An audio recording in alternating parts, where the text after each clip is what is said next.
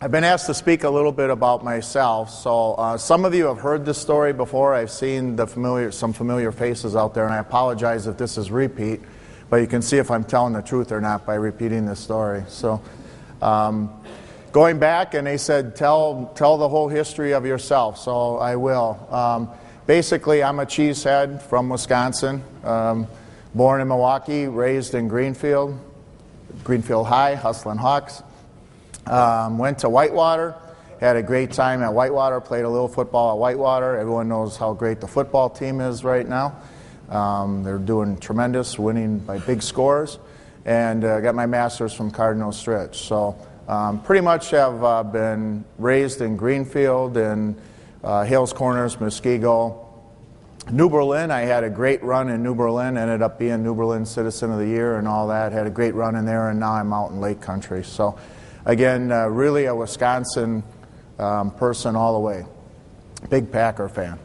So from there, at Whitewater, I graduated from Whitewater and ended up taking a job. Usually when you get out of college, you sometimes take the first job you can get. And I took a buyer at Laddish. That was my first job. So spent one whole year learning everything to do and become a good buyer, and then I got laid off right away. So that was one of the first hurdles that I ran into is, what do you do now? So I went with a company called Sales Recruiters, and they placed me in a major wire and cable company here in town as a buyer. So I was a buyer there for about a year, and they said, we think that you're probably more a sales guy than you are a buyer. We'd like to move you into sales. So at this company, I did inside sales, I did outside sales. I moved and opened up a branch for them in another state, and I opened up a bunch of branches for them. I was the right person at the right time at the right place kind of thing. Had great resources, good people behind me, and we grew that company significantly. A bad thing happened to me, another hurdle, is that the two people that were running the company that had promised that I would be vice president, I was there 13 years, and we were setting all kinds of records and winning awards. The two people that started the company and promised me that I'd be vice president, one had a heart attack and one came up with Parkinson's disease. They brought a new president in, and that president and I, for whatever reason, didn't see eye to eye. Sometimes that happens at corporations. You're not the ideal candidate. And he basically told me that as long as I'm here, you will not be vice president of this company. And he promoted someone who was underneath me that was just brought in 6 months and was my boss. So I had all the employees, customers, suppliers coming up to me saying, what are you going to do? That was your position. I'm not a negative person. I'm a positive person, and I thought, well, there's got to be something else out there for me. I went back to the president and I said, are you sure you want to do that? You know, I've taken all this extra education. I've traveled all over the country. You know, I'll change my ways. What do I need to do? And he just said, no, you're not my kind of person. So it is what it is. I went to Cardinal Stritch and did my master's on how to open up a wire and cable distributorship. So with the years that I had at Whitewater, with the years that I had at Cardinal Stritch, I think I can write a pretty good business plan, which I understand you guys are going to talk about later, which I stress is very, very important. You can never spend enough time going over a business plan, just like building a house. Spend a lot of time on that business plan. So I did, and I was going to start my own business. I had one problem, though. To start a business, you need money. And how do you come up with money? And I had 3 children at home at the time and a wife at home at the time. And I was basically raised as a poor Southsider. I lived in a 2-bedroom apartment my whole life. My brother, sister, and I shared a room together. And when we wanted to change clothes, we had to go in the closet and change clothes. So to start a business with no money is pretty tough. But I had a pretty good business plan, and I had a lot of people around me that were helping me with the business plan, and I was starting to develop my network then, which is crucial for success. With that business plan, I found 2 rich guys to borrow me money. They were a manufacturer of wire and cable. They each gave me $250,000, And we were going to be one-third, one-third, one-third owners. My one-third was going to be my connections, my hard work. I was going to lead the charge, my business plan. And things started off pretty good. The first month we lost money, but the second through sixth month we made money, which for a new business is tremendous. And we were cash flowing, and things were looking pretty good. We were in West Dallas, a small 10,000 square foot facility over there, but things were going good. But then this manufacturer of wire and cable, these two rich guys, all the other distributors in the United States were complaining that they were funding me, and they didn't like that. So the two rich guys came to me and said, Jim, we're going to have to shut down your business. And I said, you can't shut down the business. I had hired some people. I just quit a high-paying, secure job. Again, I mentioned to you, I have children and a wife at home. You just can't do this. And they're like, well, I'm sorry, there's too much conflict. So another hurdle. As we all face hurdles throughout our life, you have to figure out a way how to overcome them. So it got a little messy. We actually ended up going to court, but the judge from Wisconsin ruled in my favor, saying it was my idea, my plan, my company. We were incorporated in Wisconsin. I ended up with the business. That's the good news. The bad news is the judge said you need to come up with, it was $865,000, the $500 that I got from them in interest, and the $400 and some thousand in payables that I bought wire from them in 1 week's time. So again, I had no money, and I'm like, what do you do now? So I ran to more rich people and begged them. And a lot of no's, got a lot of no's, and that happens in business and in things that you're trying to accomplish. But I kept trying and trying. But one thing that happened is these rich people said, that's not a lot of money. And again, I said, well, for me, that's a heck of a lot of money, living in a two-bedroom apartment all my whole life with no money. They're like, you can come up with this. If you really want to come up with it, you can come up with it. I didn't really believe them the first couple of days, but I was running out of time, and I really had to save this company for myself, for my employees.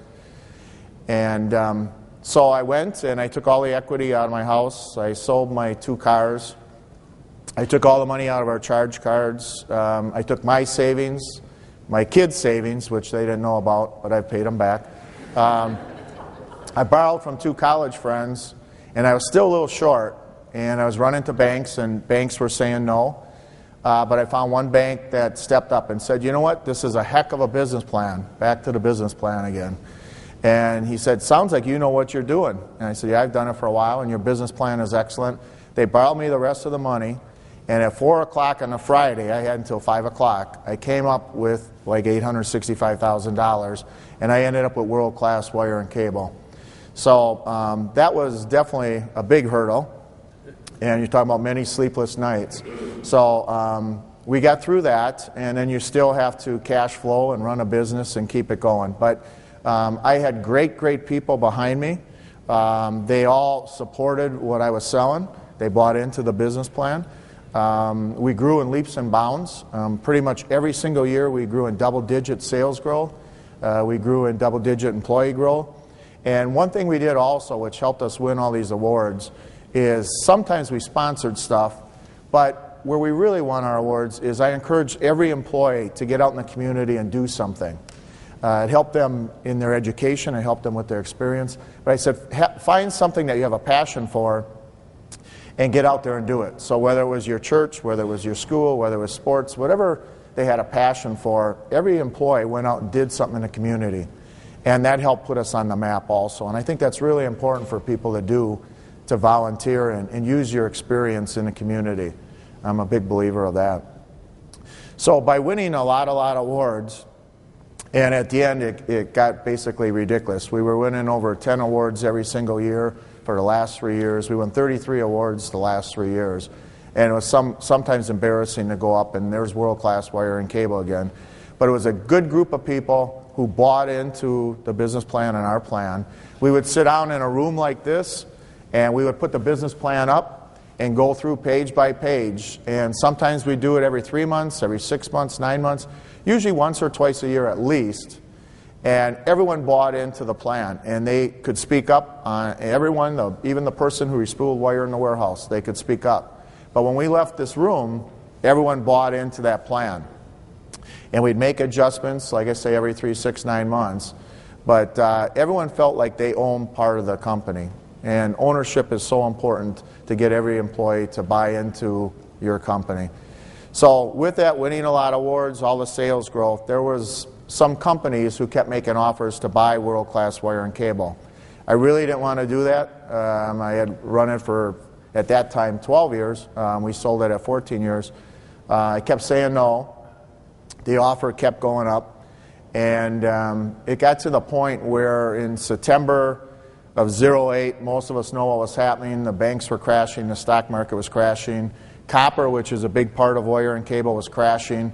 And I was getting all kinds of signs from someone up above saying this might be the time to sell. So I did sell.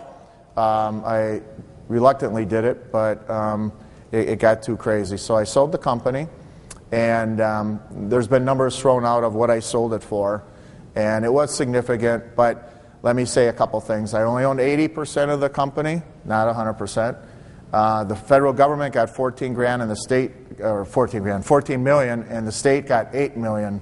So it's still a lot of money, but a lot of money went away. So before everyone runs and asks for loans after this meeting. So I was sitting back, JML Holdings. I manage in commercial and residential property, buy and sell and manage commercial and residential property. I have Lindy Enterprises where I do business consulting. I prefer small business consulting. I like the informal basis. And I had a fitness club out in Heartland called World Class Health and Fitness, which I've now merged with Next Level. And so I was dabbling with that. So I had 3 little businesses I was fooling around with. And we all know about a little bit over a year ago, we lost our Milwaukee Mile. We lost what I still call the GMO, our golf outing. And the Milwaukee Wave was falling apart. So we were losing 3 major sporting events, entertainment events here in town.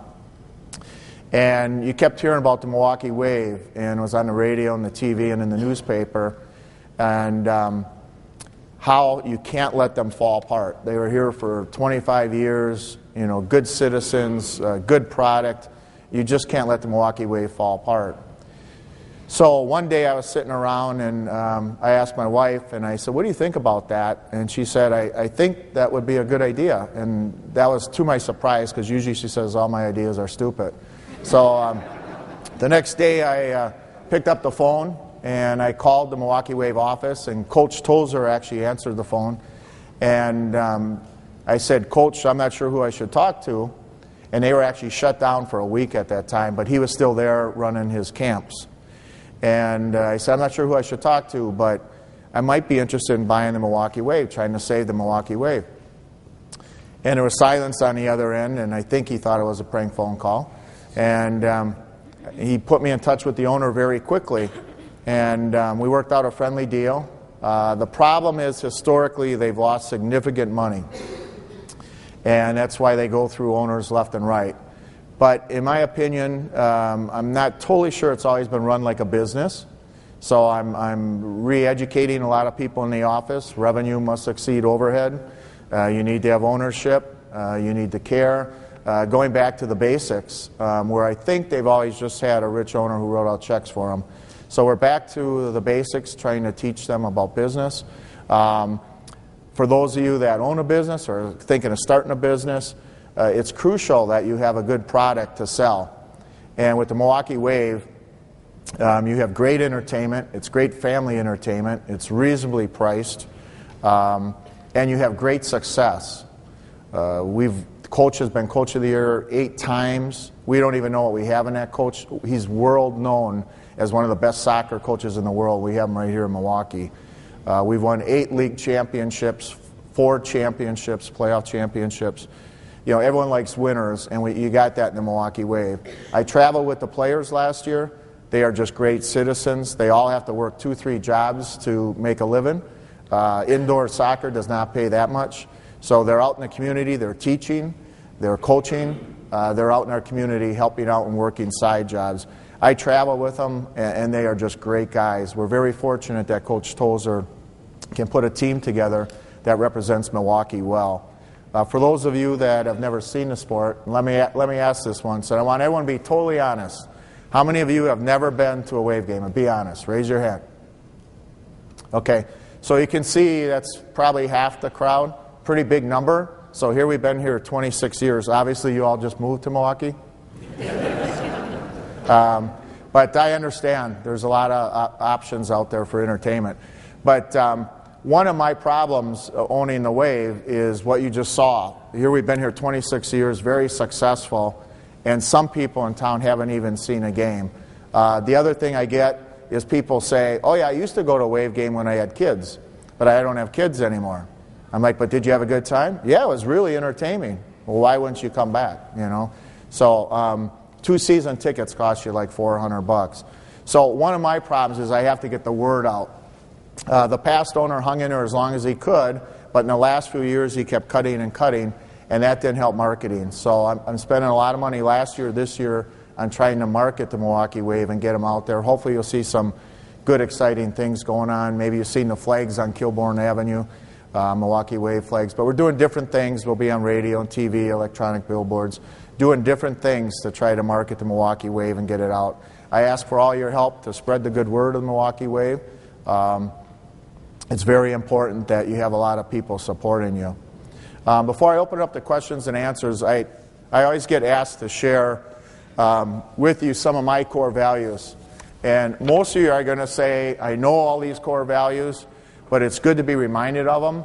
And they're just very simple things. I always say I'm not the smartest guy in the world, but I've surrounded myself with good people and I practice these core values, and that's why I've been successful and my companies have been successful. So I'm going to read some of these off. Being positive. Being a sports guy, I'm a big believer of being positive, being upbeat. I don't like negative people. I don't like negative things around me. I usually push them out of the way, and I just hang around with positive, successful people. Listen is so important not only in business but in your life, whether it's with your girlfriend, your spouse, business. People always think you have to out-talk the other person. If you ever notice, the people with the most friends are the people that are good listeners. Sometimes I have salespeople, and they'll be talking to a buyer, and they just go on and on and on, and the buyer already said they're going to buy. They're going to give us a PO, and I'm like, what are we talking about? The person said they're going to buy. Just listen to what the person is telling you.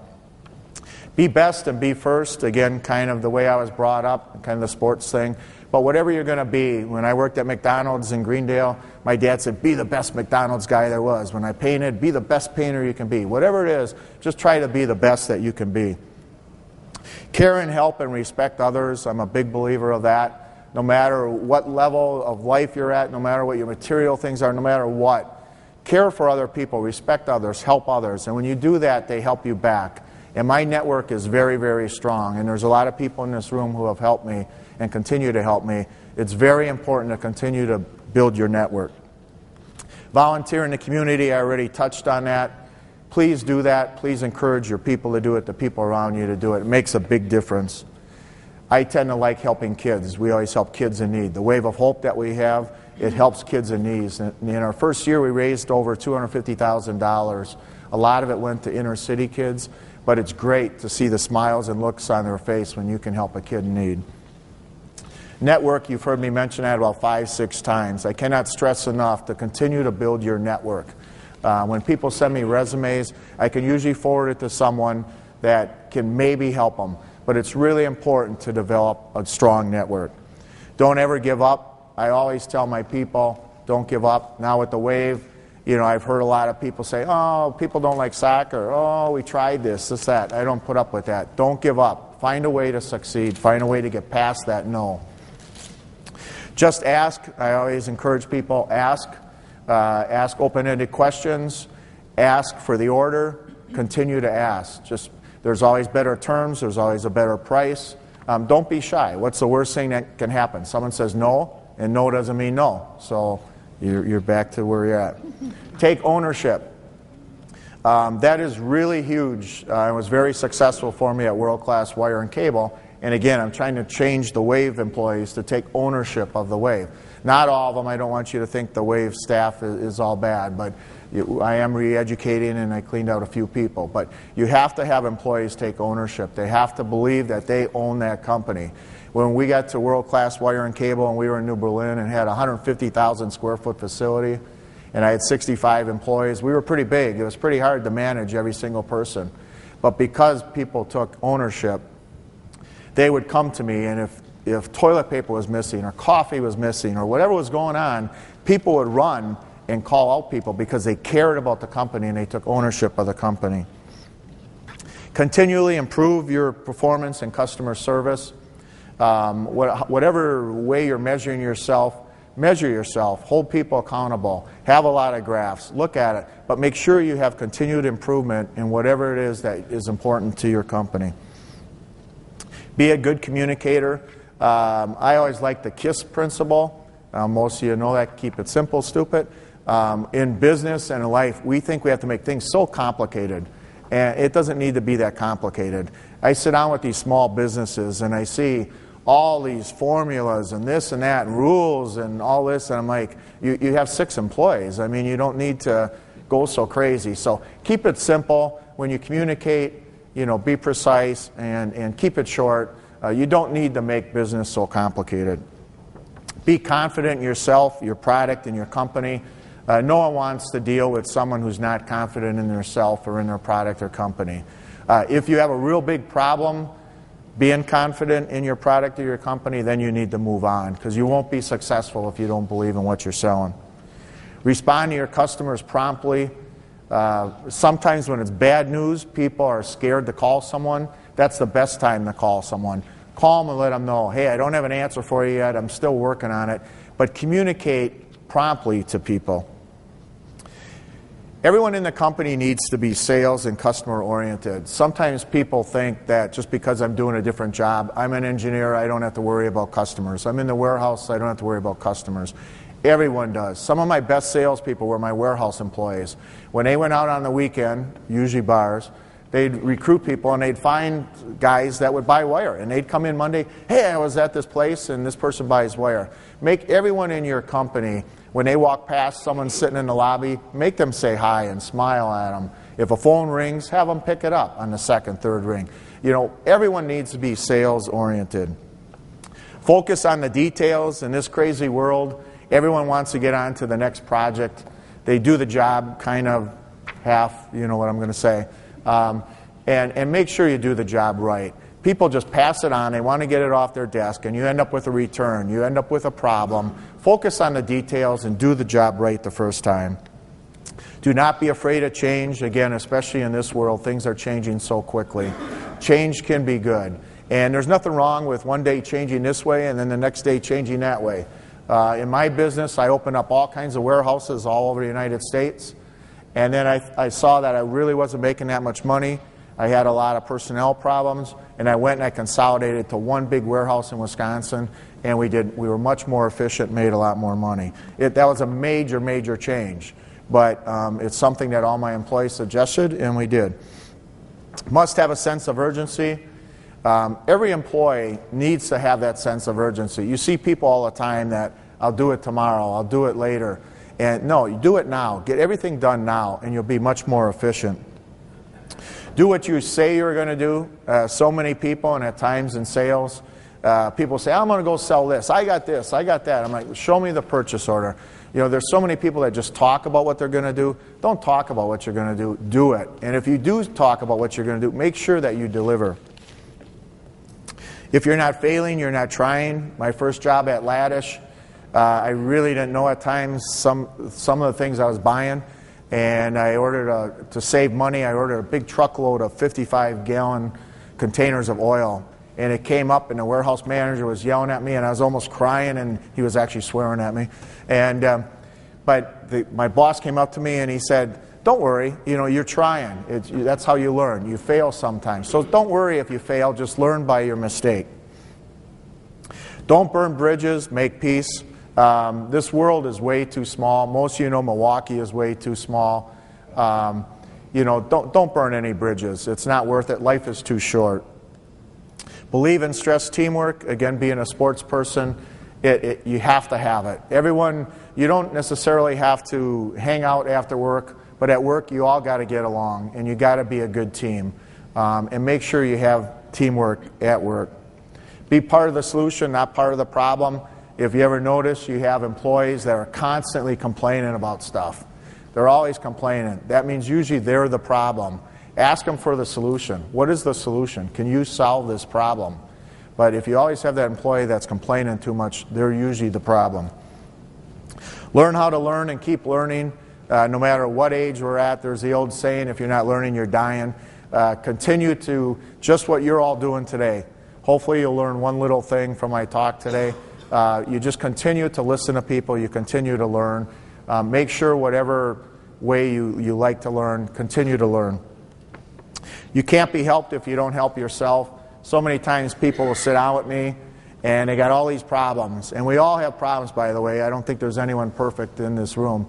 We all have problems. But people will sit down with you, they'll tell you their problems. They don't want to solve their problems. They're always going to be in that situation. So make sure you can help yourself. Work hard. Everyone says, yes, I know that. But a lot of people nowadays don't work that hard. Make sure you put in a good day's work. People know when you're not working that hard. And last, I always say have fun. Again, some of you put in 8, 10, 12 hours a day at work. Make sure you have fun. Make it fun. Do goofy things. Do jokes. Laugh. You'll be a lot more productive if you have fun. Don't take life so serious. Don't take work so serious. Make sure you have fun. So hopefully you got something out of those core values. Like I say, if there's no, people always ask for a magical formula how you're successful. I practice those core values, and I make my people practice those core values, and then our businesses are usually pretty successful.